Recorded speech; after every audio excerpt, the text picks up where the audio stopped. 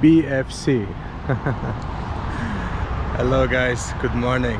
When you see BFC instead of KFC, then you can make sure that you are in Kyrgyzstan, in the capital city called Bishkek. So I've been exploring the city for the last 20 minutes right now. It's quite early, but it's getting busy slowly. Still the shops and the cafes are closed, but it's actually best time to explore the city before it gets very populated and also very crowded, and at the same time very hot, because during the day it's sometimes hard to breathe even in the city center.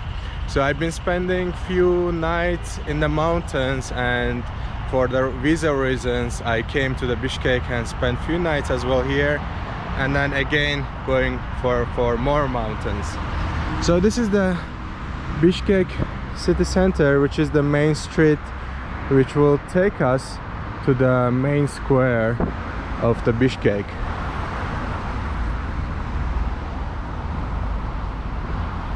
Very beautiful and also very clean. As you can see from the streets, everything seems very nice. So join me to explore the capital city of Kyrgyzstan, Bishkek. On the way to the main square, there's one of these landmarks, the building called Kinoteatr Россия. In translation, it means the cinema of Russia, basically.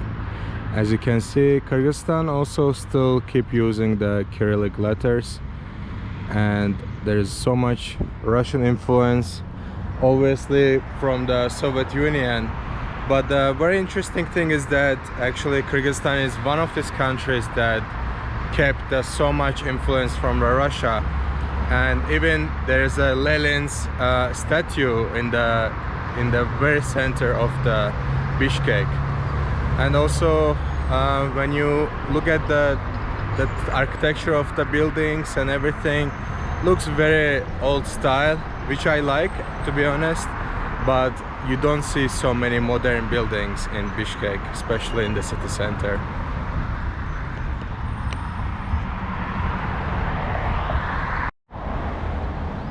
And not too far away you can get to this White House. That's basically where the President of Kyrgyzstan is sitting at the moment. Very nice building, and I'm hoping not to get in trouble for recording the building. But it's very interesting because you can actually get quite closer to the building. In some countries you cannot even pass by like 500 meters close to the building, but Kyrgyzstan seems like White House quite easily accessible and very nice. There's this gigantic trees around the building.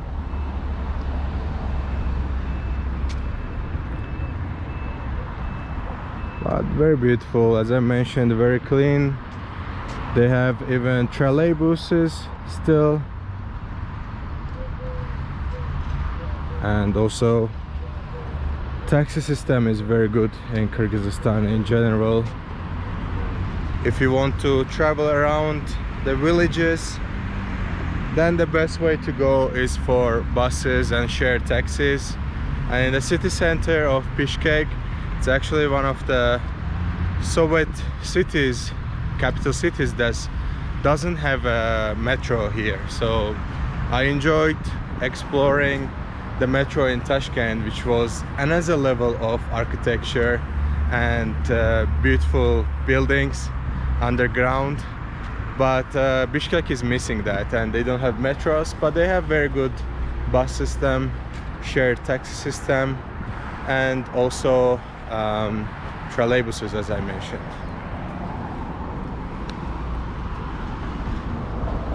And we are almost at the main square.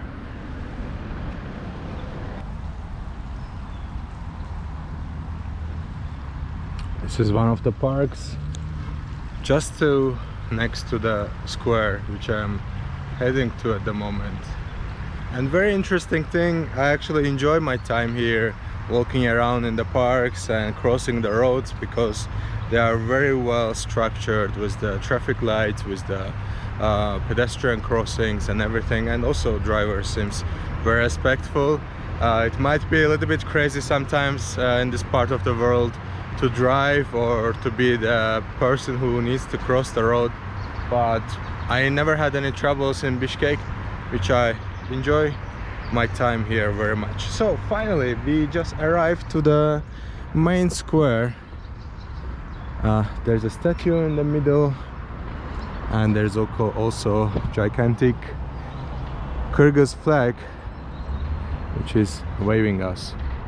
And very interesting thing, you can see the soldiers right there, 2 soldiers. When I arrived here I had a feeling that actually these soldiers are statues from the distance, but when I get close to them I realized, okay, they are actually moving, and I think every 30 minutes or maybe 1 hour they are changing.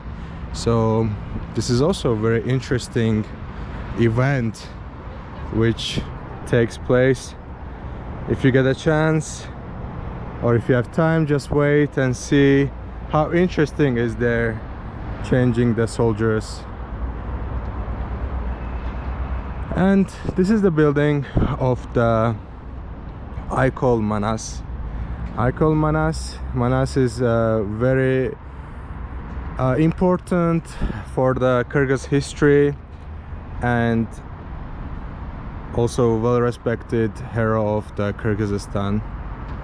If you think about Amir Temur and the connection of him with the Uzbekistan, then Manas is in the same level as Amir Temur for Kyrgyz people and for Kyrgyz nation. On the other side of the square there's actually another square, basically with the fountains and the flowers. During the evening it can be quite chill and very nice to relax there and enjoy some ice cream during the summer or get a drink. And also this part of the square is actually super full during the day, and also especially during the evening when people get out of the work, get out of the school, and after sun goes down, when the weather is chill, people are spending their time in the parks and getting some snacks, walking around. I think this is one of the main activities for the people here. So majority of people of Kyrgyzstan are Muslims, so obviously there's not many pubs or discos or this type of stuff. So if you are coming to this part of the world, normally you shouldn't expect party life and getting drunk every night or whatever. It's mostly more traditional, more activities like a horse riding and visiting the capital city or going for hikes and this type of stuff. Seems like there's also fountains here on the right side, and from the distance you can see the Bishkek eye. At least that's how I call it. My friends were laughing at me calling it Bishkek eye, but it's not that huge as in London, but it's the eye of Bishkek for me at least.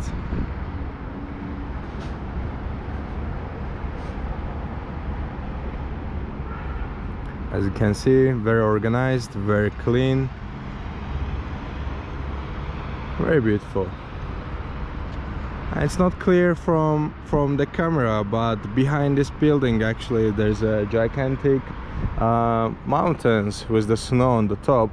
So sometimes when you are just driving around with the taxi or yourself, at the end of the road you can see these beautiful mountains with the snow, which creates a different atmosphere from the rest of the capital cities I have been to.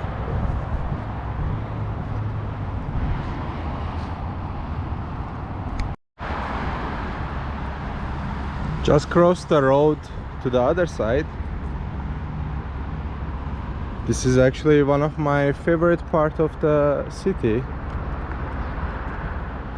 There's a big square with lots of bench to sit at and relax, and also people use the stairs here during the evening to chill at.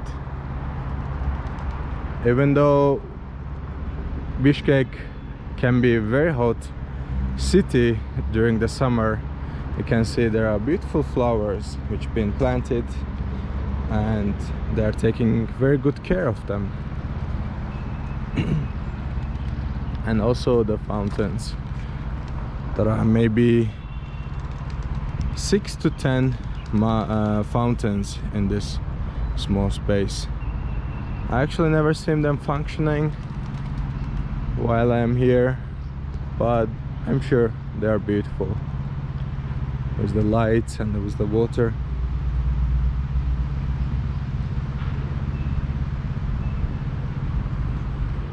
Interesting. And this is the view back to the main square.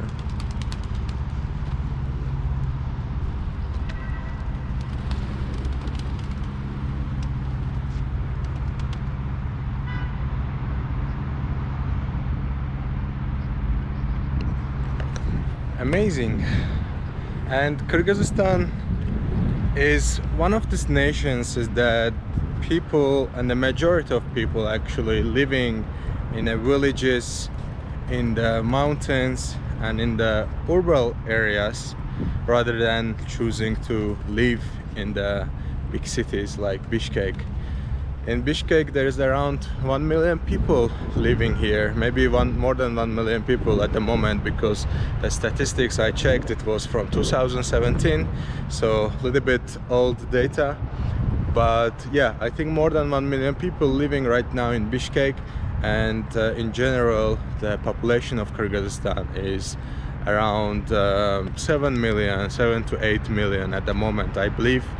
So it's not a big nation in general, and also, as I mentioned, majority of the people decide and choose to live in the mountains, and in general 80% of the landscape of the Kyrgyzstan is mountains in general. Yeah, so it's very interesting facts about Kyrgyzstan which I learned and wanted to share with you guys.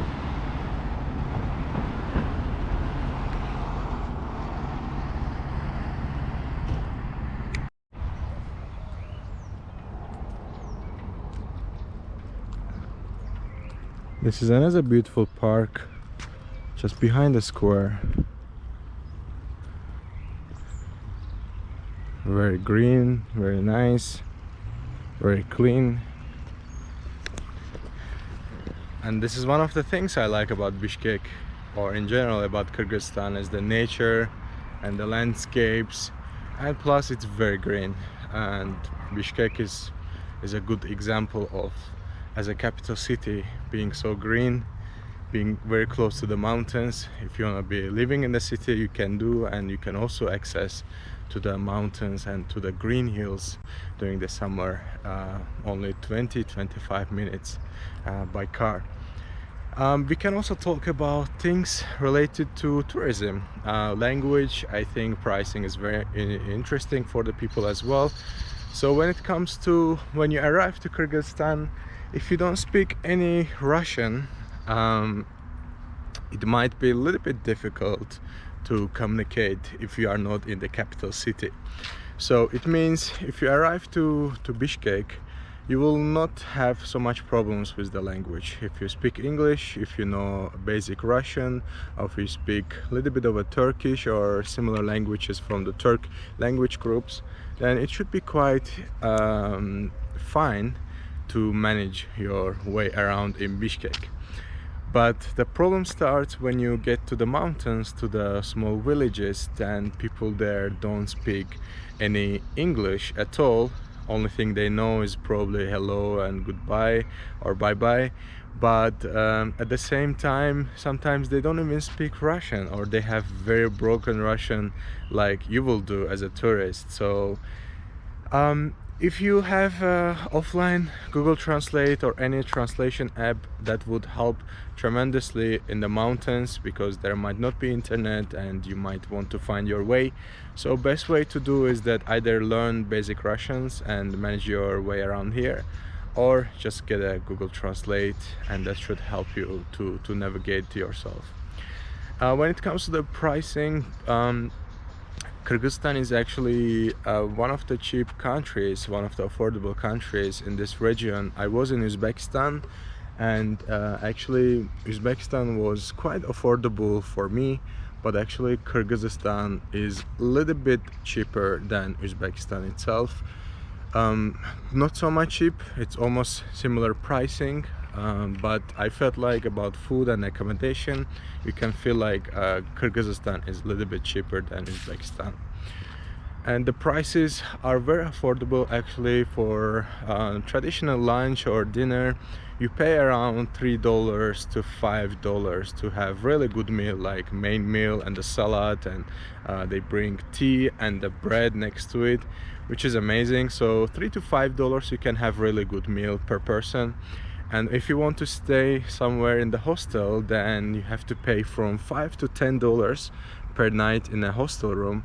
But if you want to stay in a hotel, then in this case hotels comes with the more cost, so it would be around $10 to $15 per person in the room. So I am actually staying in the hostel called White Hostel / hotel. So they have rooms for, I pay $6 per night, and they also have the hotel rooms which comes with the cost around $20 to $25. It's actually double bed, you can sleep 2 people. For 2 people you would be paying $25 maximum dollars in the hotel room. So in general, Kyrgyzstan is very affordable country to travel at, and also one of these countries is untouched. Means there's not many tourists here, and there's not so many infrastructure, and Kyrgyz people or Kyrgyz government is not building up so many gigantic crazy stuff in the countrysides. You know, it comes also with the cafes and the restaurants. So it means they are keeping it, the nature and the green parts, very as it is basically.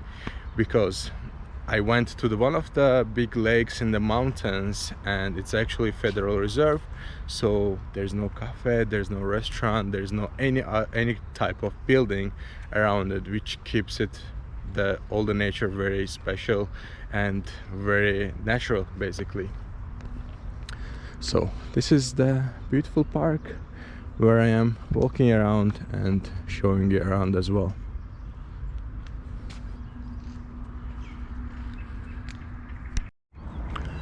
Few minutes ago, this is what I was talking about. There's a big influence from Russia, obviously. Kyrgyzstan been under the USSR for many years, but very interesting fact is that there's still Lenin's statue standing in the middle of the Bishkek, so in the heart of Kyrgyzstan, which I find it, to be politically correct, I find it very interesting, because it's not common thing. I know that there was many Lenin statues all around the big cities and the capital cities of all the countries being under USSR, but I also know that during the revolutions they've been taken down by the normal people, not by the government, but actually people were destroying it and putting it down during the revolutions processes.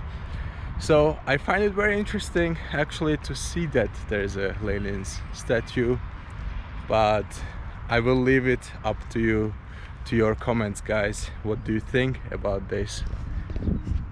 And I'm really interested to know how many more years this statue will be here.